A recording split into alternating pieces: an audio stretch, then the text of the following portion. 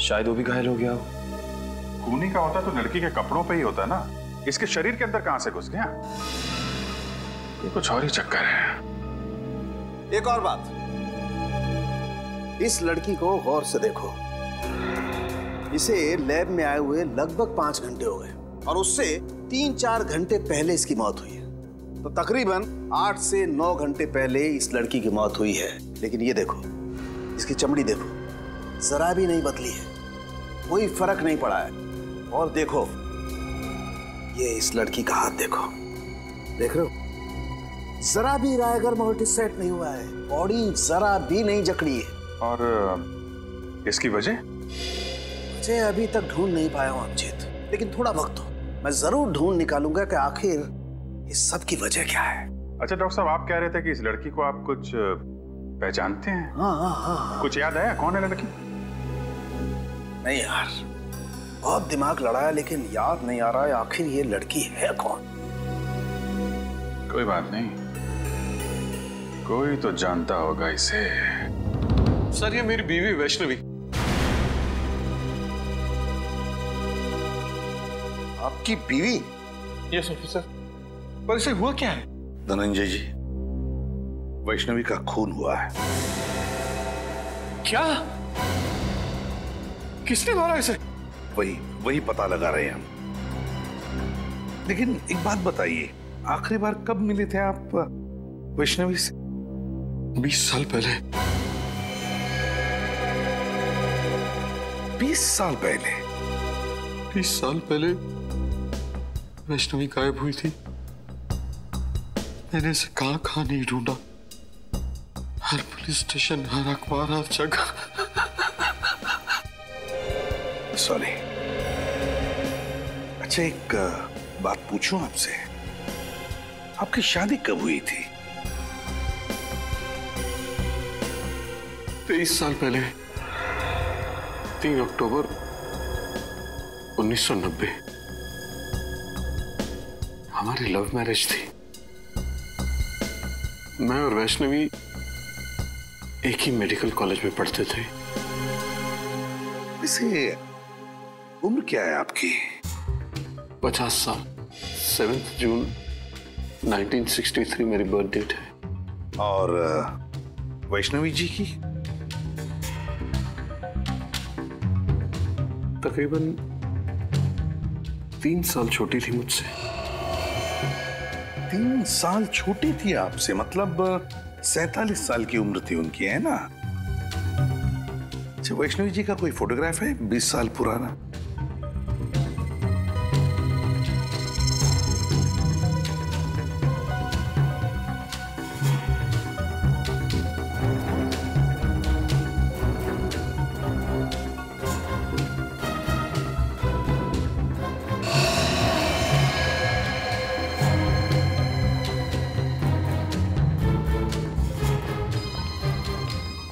Sir Vaishnavi 20 साल पहले जैसे लगती थी, आज भी ठीक वैसे ही लगती है।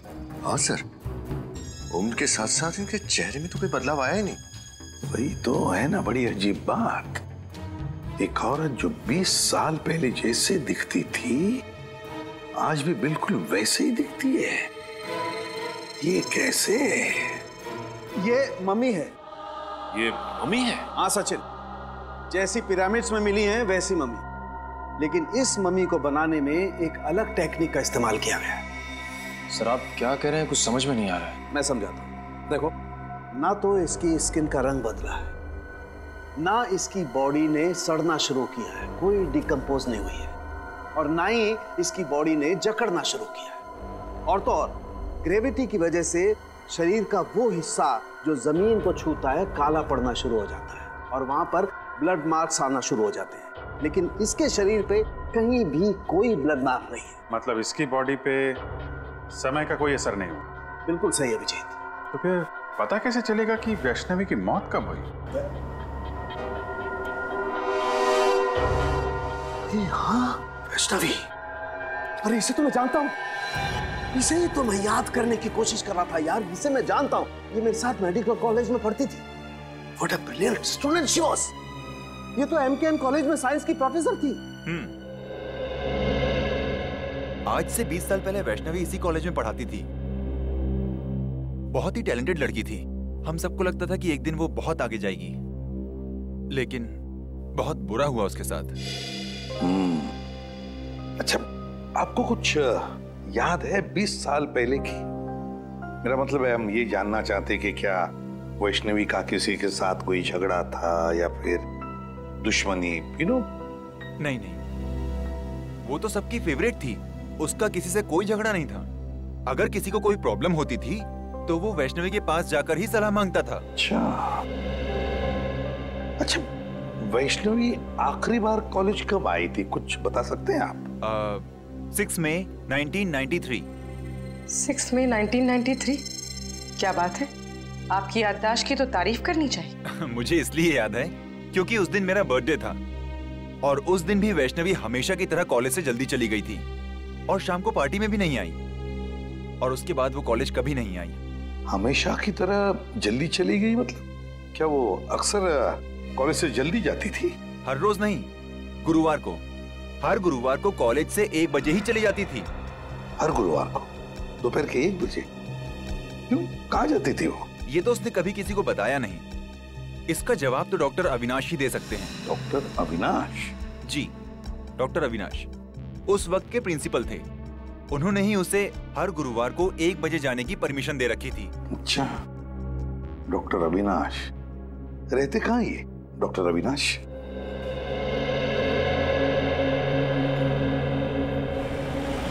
हाँ, ले दोस्त, कॉफी पी।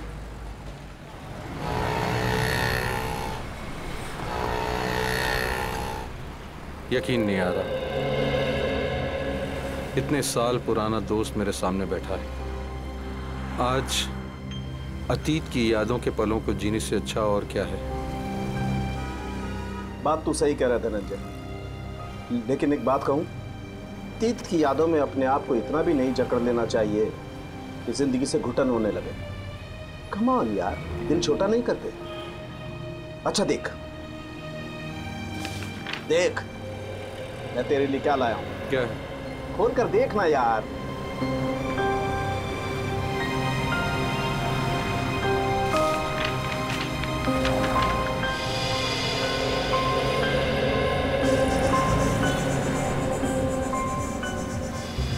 ये फोटो तो हमारे कॉलेज के एनुअल डे फंक्शन की है ना? एग्जैक्टली। तूने अब तक संभाल के रखी है? अरे संभाल के नहीं रखूंगा, तू और वैष्णवी मेरे सबसे करीबी दोस्त थे यार। अच्छा, तू बोल रहा था कि वैष्णवी के कुछ रिसर्च नोट्स थे घर पे, तू लेके आया? हाँ। कहाँ है? मुझसे तो पढ़े नहीं गए। वैष्णवी की एक याद काफी है मेरी आंखें नम करने के लिए।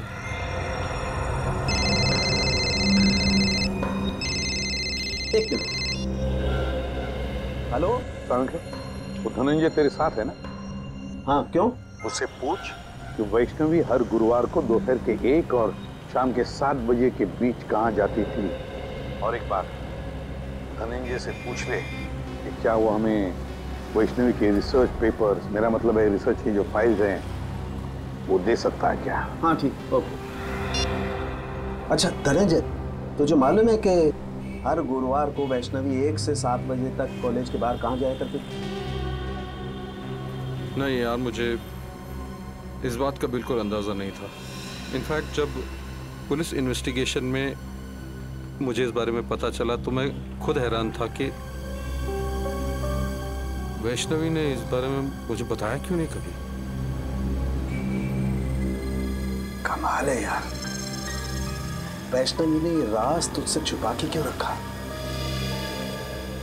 ऐसी क्या बात थी? डॉक्टर अविनाश की तो मौत हो गई, वही एक बता सकती थी कि वैष्णवी हर गुरुवार को जाती कहाँ थी। सर, हाँ, वैष्णवी कहाँ जाती थी उसका जवाब शायद इन फाइल्स में। क्या है इन फाइलों में? वैष्णवी की रिसर्च रिपोर्ट। 20 साल पहले जिस पुलिस स्टेशन में धनंजय ने वैष्णवी के गायब होने की रिपोर्ट लिखवाई थी, वहीं से लेके आया। अच्छा, वेरी गुड। देखे तो सही है क्या इनमें।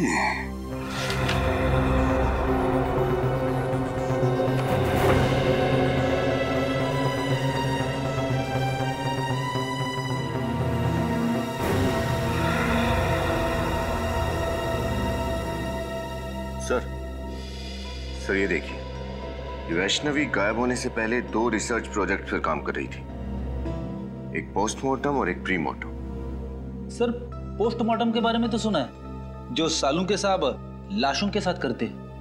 ये प्रीमार्टम क्या होता है? फ्रेडी, प्रीमार्टम शरीर की वो स्थिति है, शरीर की वो स्थिति जो किसी भी इंसान के मरने से पहले होती है, मरने से पहले।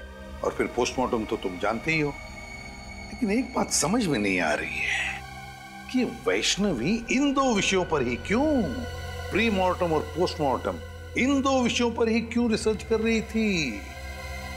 क्यों? ऐसा क्या खोज रही थी वो?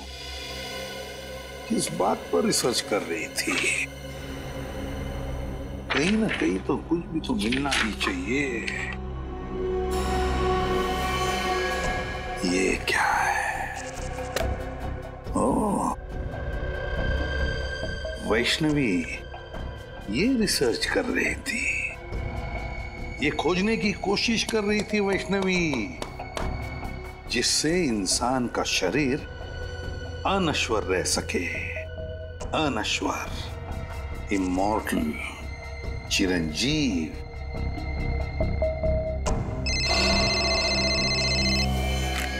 आसान क्या? ऐसी क्या बात बताना चाहते हैं आप कि आपने हमें यहाँ पर दोबारा बुलाया? कुछ ऐसी बात जो तुम सोच भी नहीं सकते। सर वैसे तो ऐसी बहुत सारी बातें जो मैं सोच नहीं सकता, लेकिन आप बताइए ना, ऐसी कौन सी बात कहना चाहते हैं आप? पंकज, तुम्हारा खेल खत्म हो चुका है। हम तुम्हारा सारा राज जान गए। खेल? राज? ये क्या बात कर रहे हैं सर आप? बस सर नहीं खड़ा रहना, नहीं तो गोली चल जाएगी। सर ये आप क्या कर रहे हैं सर? प्लीज गन नीचे करो। चुप, जस्ट कीप क्वाइट पूर्वी, जस्ट कीप क्वाइट। अब देखो पंकज, मैं तुम्हारे पेट पर गोली मारता हूं तो एक गोली तुम्हारे शरीर को चीरती हुई पेड़ पर ठीक वहीं जाकर के लगेगी जहां पर वो खून लगा हुआ है।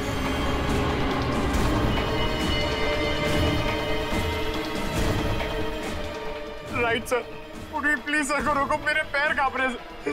सर ये क्या मजाक? बिल्कुल चुप। पंकज, जमीन पे लेट जाओ। लेट जाओ, नहीं तो गोली मारूंगा। एक मिनट सर, लेट आओ। गुड। अब देखो पूर्वी, अब अगर मैं पंकज के पेट पे यहां से गोली मारूं तो गोली इसके शरीर को चीरती हुई कहां जाएगी? जमीन में जाएगी सर। एग्जैक्टली। सर रुक जाओ सालों के, नहीं तो गोली चला दूंगा मैं। ये गन रख ले बस। सर मैंने ऐसा क्या किया सर कि आप मेरी जान लेना चाहते थे? मैं तुम्हारी जान लेना नहीं चाहता पंकज, बल्कि मैं आप लोगों की मदद कर रहा हूं बॉस, इस केस को सुलझाने में। पंकज पर गोली चला के? हाँ? गोली मारी तो नहीं ना बॉस। उस दिन हम लोगों को गोली शायद इसलिए नहीं मिली क्योंकि हम लोग सोच रहे थे खूनी ने वैष्णवी पर जब वो खड़ी थी तब गोली चलाई, जबकि हकीकत ये है कि खूनी ने वैष्णवी की लाश पर गोली चलाई जब वो पड़ी हुई थी यहाँ जमीन पर। क्या? उसकी लाश पे गोली चलाई उसने? सब फिर तो शायद गोली जमीन के नीचे होगी। बिल्कुल हो सकता है, खोद कर देखो।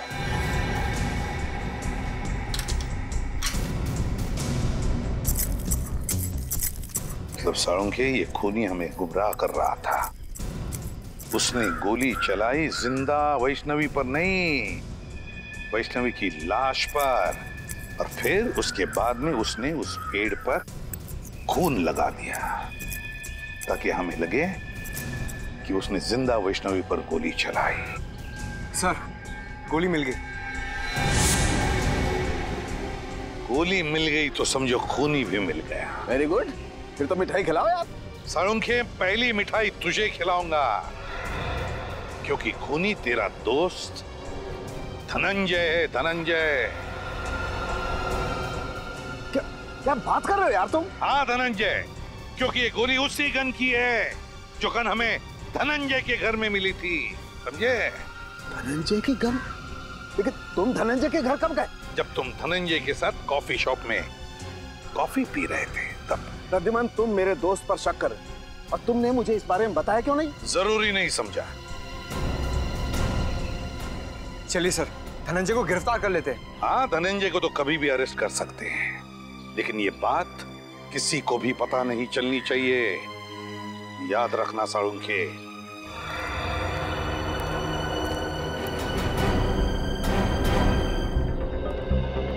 डॉक्टर अविनाश की मौत हो चुकी है। आपको लगता है उनके परिवार वाले वैष्णवी के बारे में जानते होंगे? उम्मीद तो यही है कि जानते हो, क्योंकि डॉक्टर अविनाश का परिवार एक अकेली कड़ी है जो हमें वैष्णवी के अतीत के साथ जोड़ती है।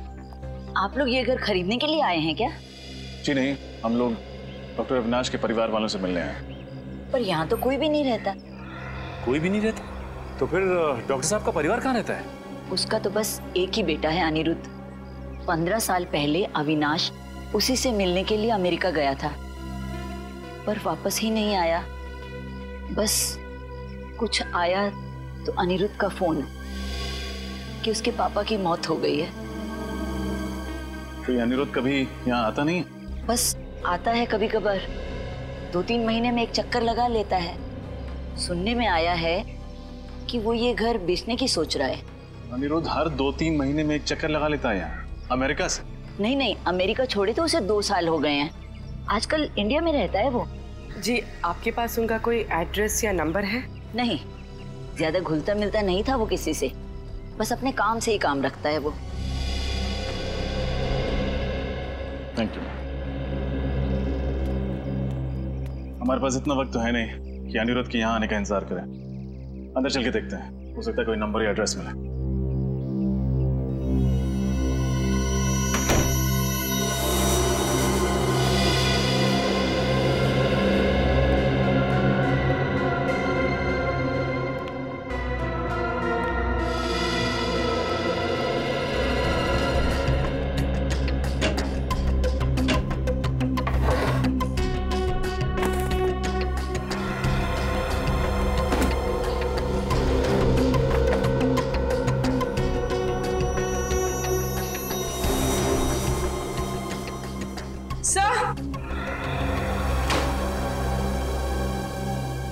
ये देखिए, मिस्टर अविनाश का पासपोर्ट।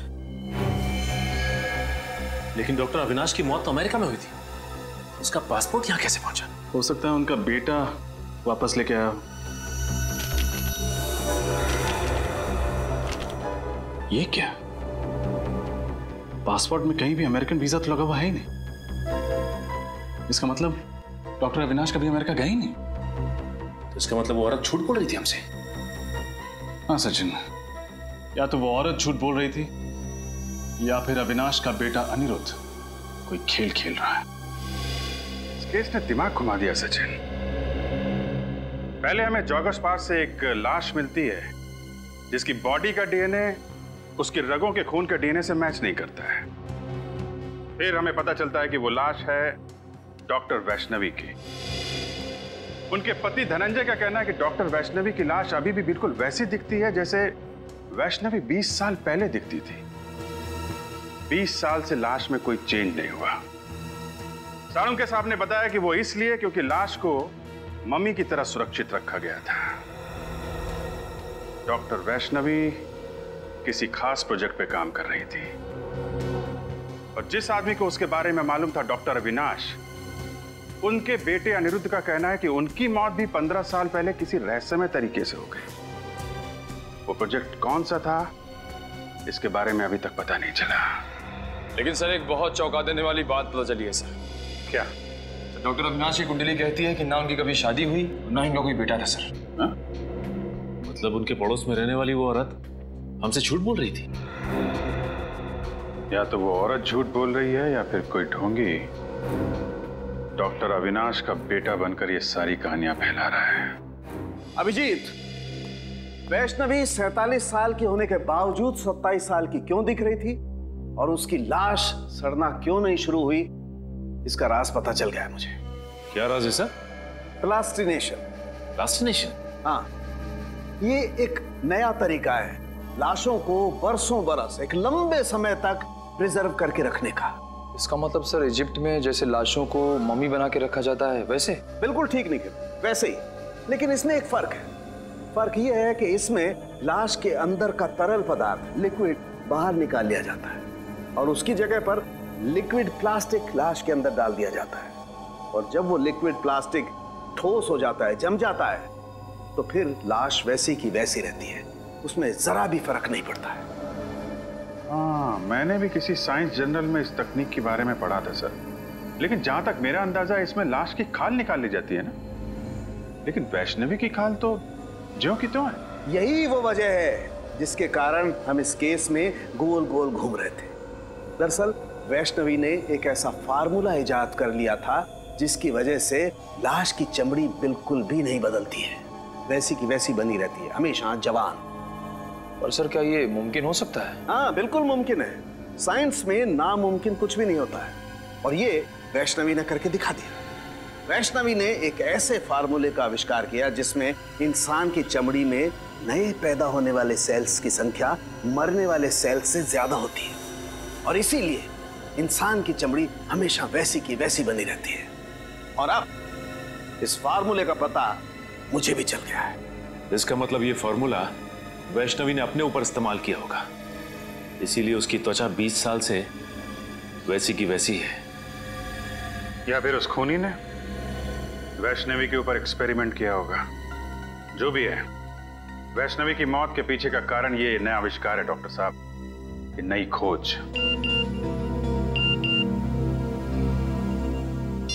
प्लीज सर जल्दी आइए, मैं खतरे में हूँ। तारिका, तारिका खतरे में, कम ऑन।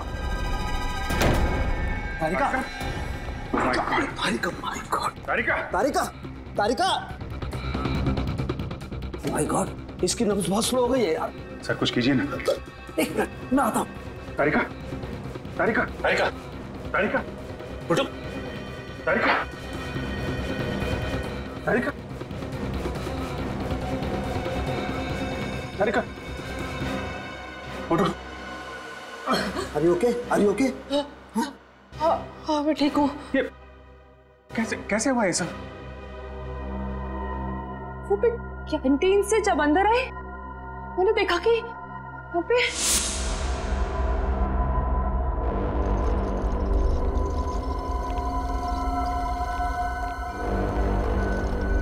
अरे कौन हो तुम लोग और लाश को कहाँ लेके जा रहे हैं? हम लोग जीके हॉस्पिटल से आए हैं। डॉक्टर सालुंके साहब ने हमें लाश को वहाँ के मोर्ग में लाने को कहा है। क्या? लेकिन मुझे तो कुछ नहीं बताया सालुंके सर ने इस बारे में। और ये फाइल का छुपा के ले जा रहे हो? सालुंके साहब ने फाइल भी मंगाई है, तो हम चलें? नहीं रुको, पहले मैं सर से एक बार बात कर लूं।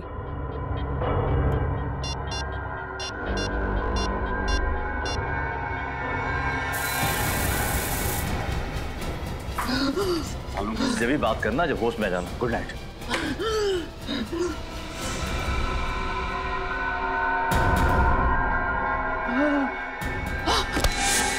सर ये बात समझ में नहीं आई, कोई लाश क्यों चुराएगा? सचिन, वैष्णवी की लाश को पार्क में फेंकना और फिर यहाँ लैब से चुरा ले जाना, ये सब एक प्लानिंग थी, प्लानिंग। खूनी वो फार्मूला चुराना चाहता है तो सालुंके साहब ने बड़ी मेहनत से इस लैब में तैयार किया था। मतलब सर जब वो खूनी फार्मूला नहीं बना पाया तो उसने ये सब हमें गुमराह करने के लिए किया। करेक्ट, हमें गुमराह कर रहा है वो, हम उसके जाल में फंसते चले गए। लेकिन खूनी को ये बात कैसे पता चल गई कि सालुंके सर फॉर्मूला बना चुके हैं?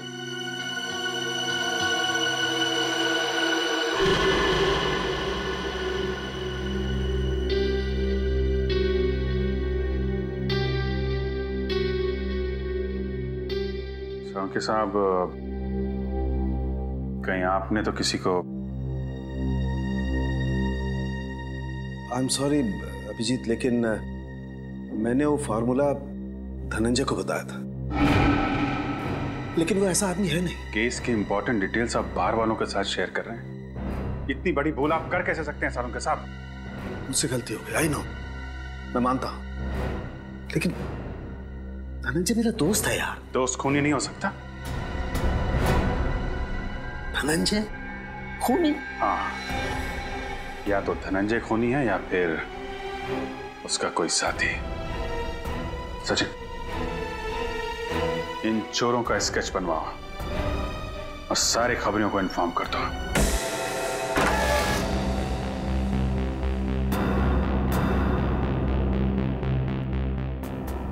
कोना कोना छान मारो, हो सकता है धनंजय घर में ही छुपा हो।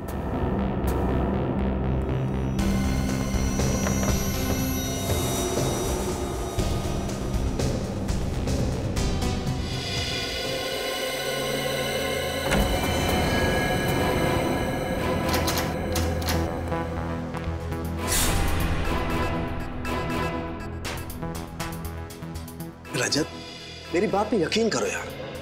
मैं कह रहा हूं, मैं धनंजय को बहुत अच्छी तरह से जानता हूं, मेरा पुराना दोस्त है। वो वैष्णवी को नुकसान पहुंचाने के बारे में सोच भी नहीं सकता यार। आई एम सॉरी सर, इस वक्त आप एक दोस्त की तरह सोच रहे हैं, एक सीआईडी ऑफिसर की तरह नहीं। अच्छा, और उस वक्त तुम कहां गए थे जब रोमा की लाश को मेरे पास लेकर के आए थे और तुमने कहा था ये सीआईडी को पता नहीं लगना चाहिए सर?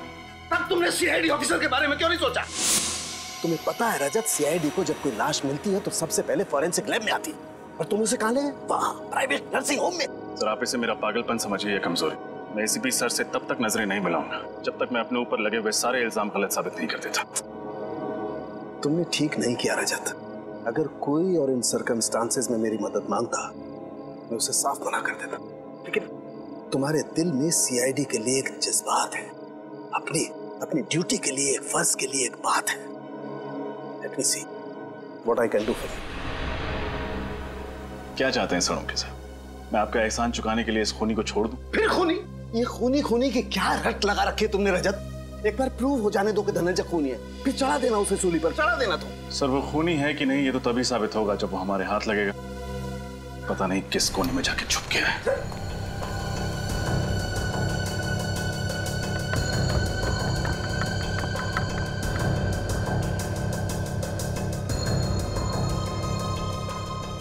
हाँ सचिन, कुछ मिला क्या? हाँ सर, ये देखिए चाय का मग और उल्टी रखी किताब। इसका मतलब कुछ देर पहले यहाँ बैठकर कोई किताब पढ़ रहा था।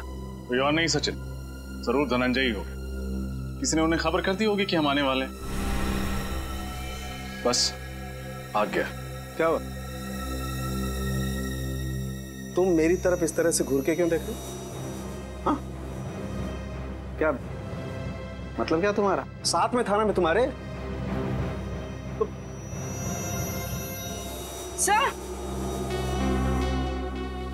सर ये देखिए, टूटा हुआ वास।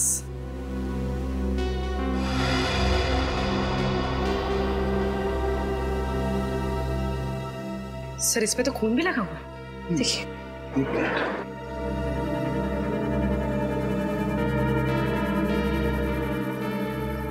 इस पे तो कुछ उंगलियों के निशान भी है। पूर्वी सर, एक काम करो, घर में देखो कोई टेल्कम पाउडर रखा, प्लीज। तो कहीं ये खून धनंजय का तो नहीं? धनंजय को कुछ हो तो नहीं गया? शायद धनंजय ने किसी को कुछ कर दिया। Sir thank you. मुझे तो लगता है कि धनंजय यहाँ बैठ करके चाय पी रहा था और किसी ने इस वास से उसके सर पे वार किया और उसे किडनैप कर लिया है।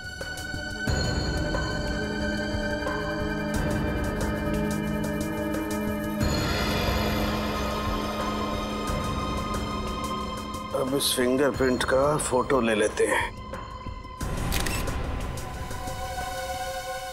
अब पुलिस रिकॉर्ड में मैच करके देखते हैं, पता चल जाएगा आखिर ये है कौन।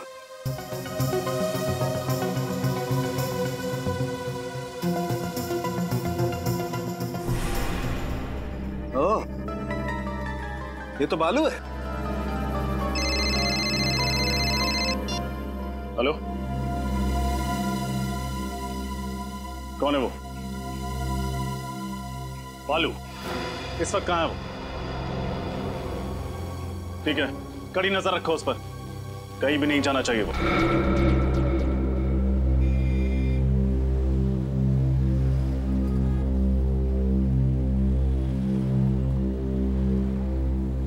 चलो भाई, तुम जाओ।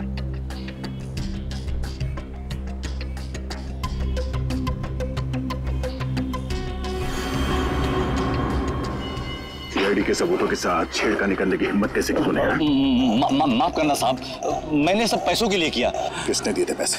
साहब वो अनिरुद्ध ने दिया था। अनिरुद्ध? फिर ये तो डॉक्टर अविनाश का बेटा है। वही कर रहा है ये सब। पहले अपने पिताजी के अमेरिका जाने की झूठी कहानी सुनाई और अब इनसे गैर कानूनी काम करवा रहे हैं। ठिकाना कहाँ है उस अनिरुद्ध का?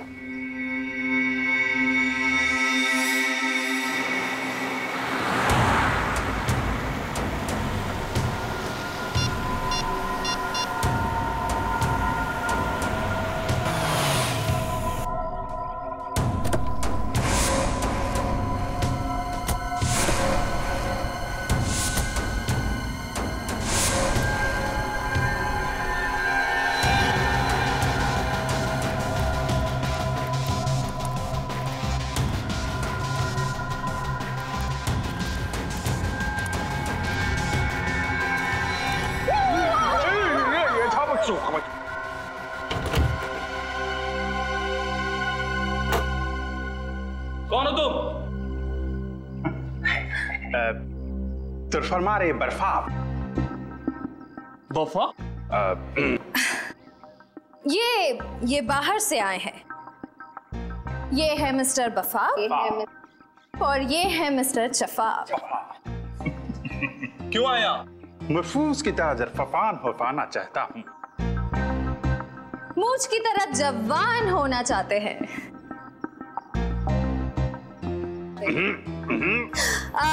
इनके कहने का मतलब है कि इन्हें पता चला है कि तुम्हारे बॉस के पास एक स्पेशल फॉर्मूला है जिससे लोग जवान हो जाते हैं और ये वो फॉर्मूला खरीदना चाहते हैं। नहीं, ऐसा कुछ नहीं है। चलो निकले यहाँ से। दरफात तरफोड़ के हरफात पे रख देंगे।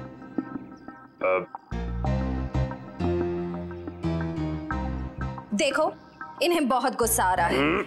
ये बहुत बड़े साइंटिस्ट हैं, बहुत पैसा भी है इनके पास। अपने बॉस से मिलवा दो, बहुत फायदा हो जाएगा। यहीं रुको, मैं बॉस से बात करता हूँ।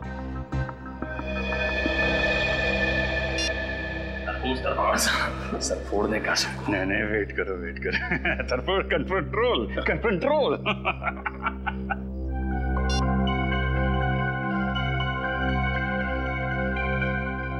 हथियार तो नहीं है ना पास में?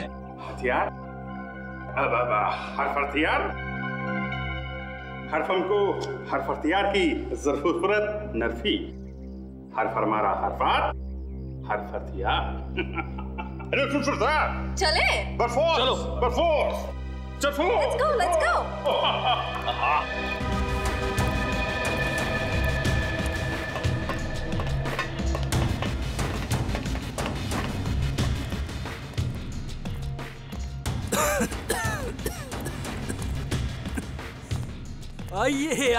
आइए। स्वागत है आपका।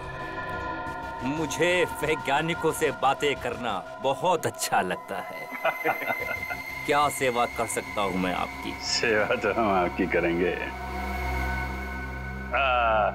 तिरफुम को जरफेल की हरफ अंदर, चरफक्की, फिर फिसिंग। ये कह रहे हैं कि आपके सीक्रेट फॉर्मूला की खबर इन्हें लग चुकी है। आप जैसे ब्रिलियंट और जीनियस साइंटिस्ट की तलाश ये करते रहते हैं। Thank you. आपका वो सीक्रेट फॉर्मूला ये खरीदना चाहते हैं। पर वो फॉर्मूला बिकाऊ नहीं है। सॉरी। दरफात तरफोड़ के हरफात में रख देंगे।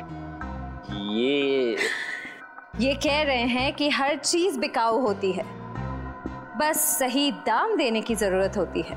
फिर तो मुझे इस फॉर्मूले के 100 करोड़ रुपए चाहिए। सरफों का फूल। तैयार हैं आप? दूर दरफात तरफोड़ के मंजूर है, 100 करोड़ देने के लिए तैयार है। मगर ये देखना चाहते हैं कि आपका वो सीक्रेट फॉर्मूला काम करता भी है या नहीं। करता है। जाओ लेके आओ। 15 साल की मेहनत है उसमें। ऐसा काम करता है कि बहुत जल्द इस दुनिया में बूढ़ा इंसान दिखाई नहीं देगा। हर तरफ जवान ही जवान, बच्चे ही बच्चे।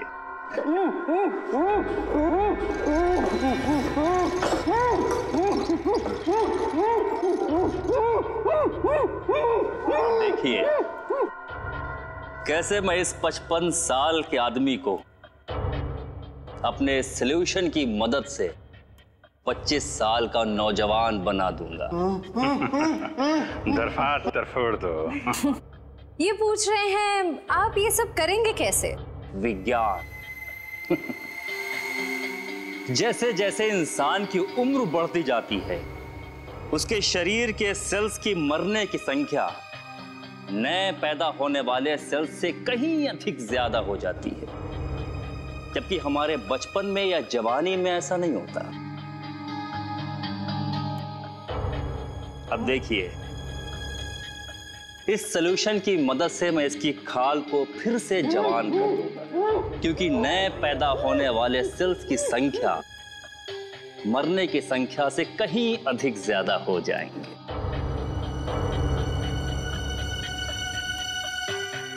बस बस डॉक्टर अविनाश, समझ में आ गया आपकी जवानी का राज। ये हिंदी कैसे बोलने लगे? हिंदुस्तानी है तो हिंदी तो बोलेंगे ही डॉक्टर अविनाश। सीआईडी? पकड़ो इसे।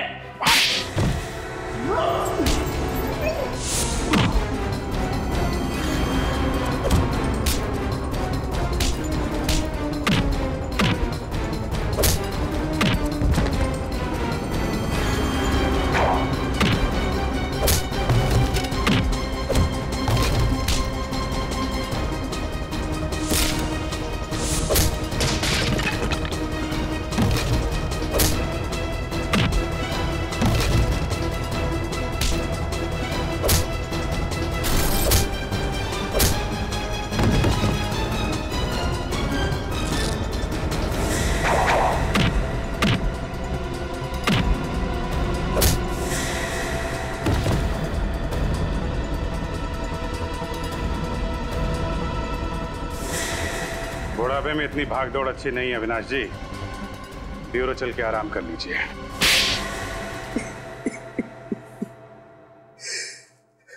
वैष्णवी के रिसर्च के बारे में सिर्फ मैं ही जानता था। ये रिसर्च उसके लिए इतनी अहम थी कि उसने डॉक्टर धनंजय को भी उसके बारे में नहीं बताया था। और तुमने क्या किया? विश्वासघात, वैष्णवी का विश्वासघात किया तुमने उस फॉर्मूले के लिए जिसके लिए उसने बरसों तक मेहनत की थी। लेकिन सर, पर कोई भी रिसर्च बिना पैसे के पूरी नहीं होती सर। उसके एक्सपेरिमेंट का सारा खर्चा मैंने उठाया था। उसे खुफिया लैब बना के दी ताकि वो बिना किसी रोक टोक के पूरी शिद्दत और मेहनत से अपने जुनून में सफल हो सके। और जब वैष्णवी सफल हो गई तो तुम लालची हो गए। तुमने सोचा क्यों ना वो फॉर्मूला लेकर नाम और पैसा खुद ही कमा लूं, है ना?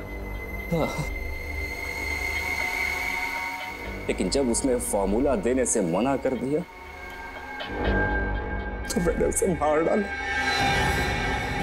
और उसी को लाश को प्लास्टिनेट करके उसी पर एक्सपेरिमेंट करने लगा। एक्सपेरिमेंट क्यों? वैष्णवी की मौत के बाद फॉर्मूला तुम्हारे हाथ नहीं लगा? नहीं, क्योंकि उसने मरने से पहले वो कागज को नष्ट कर दिया था। मैं 20 साल तक नाक रगड़ता रहा, लेकिन वो केमिकल मुझसे नहीं बनी। ओ, एक और सफलता।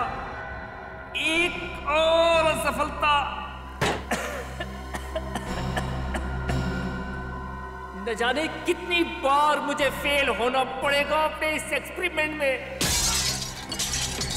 हमें गुमराह करने के लिए तुमने वैष्णवी की लाश को पार्क में फेंक दिया। तुम जानते थे कि सीआईडी वाले आज नहीं तो कल उस केमिकल के बारे में जरूर पता लगा लेंगे और मौका मिलते तुम उसे चुरा लोगे। हाँ,